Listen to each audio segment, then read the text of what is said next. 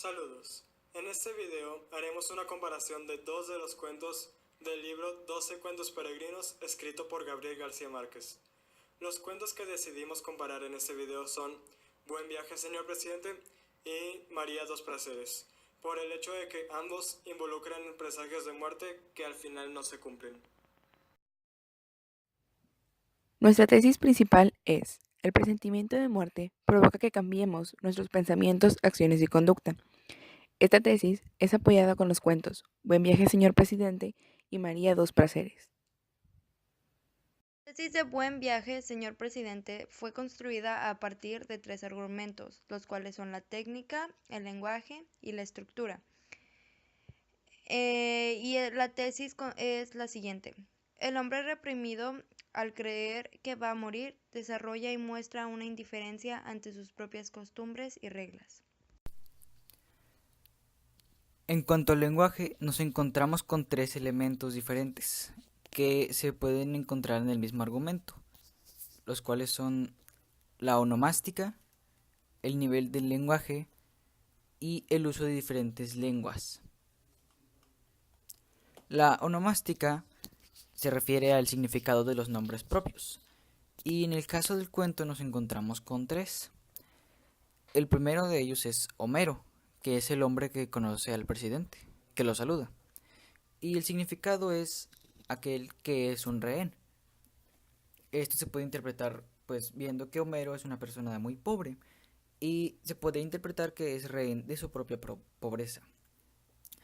Ahora tenemos a Lazara y a su hijo Lázaro, que su nombre es el mismo pero con el género distinto. Y el nombre significa aquel al que Dios ayuda. Y por último tenemos a la hija, que es Bárbara, que significa mujer extranjera. Ahora, el nivel del lenguaje.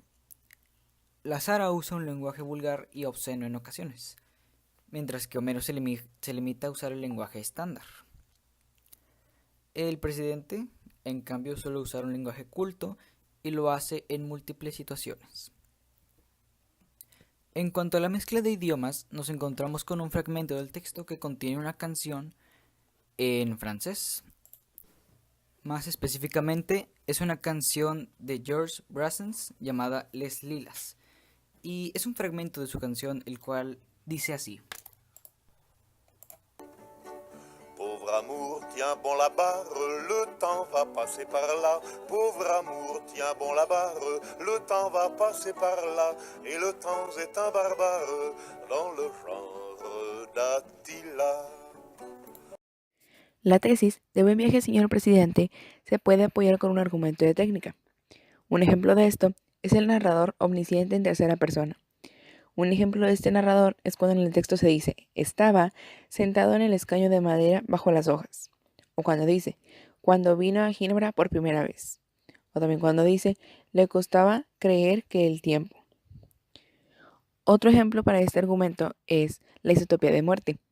Un ejemplo para esta isotopía son las palabras de lúgubre, dolor, operación, dramático, muerte, morir, prohibido, entre otros ejemplos. Por parte de la estructura, se puede apoyar a la tesis principal del cuento por el hecho de que el presidente tenía prohibidas distintas cosas, como la carne, los mariscos y el café, pero decidió volver a consumirlas al darse cuenta de que iba a morir para poder disfrutar lo poco que le quedaba de vida.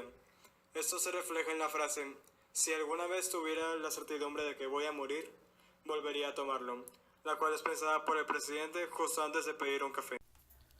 Una vez concluido el análisis del cuento Buen viaje, señor presidente, podemos obtener que la conclusión es: la creencia de que vamos a morir hace que nos dé igual nuestras reglas personales y nuestras costumbres, rompiéndolas a pesar de tenerlas arraigadas durante muchos años.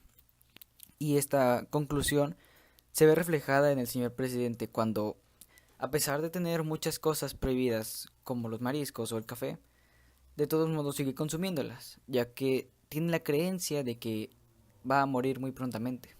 La tesis del cuento María dos placeres es la siguiente. El hombre tiene miedo a morir, que nadie le llore ni le recuerde. Teme la soledad al morir y siempre buscará llenar ese vacío.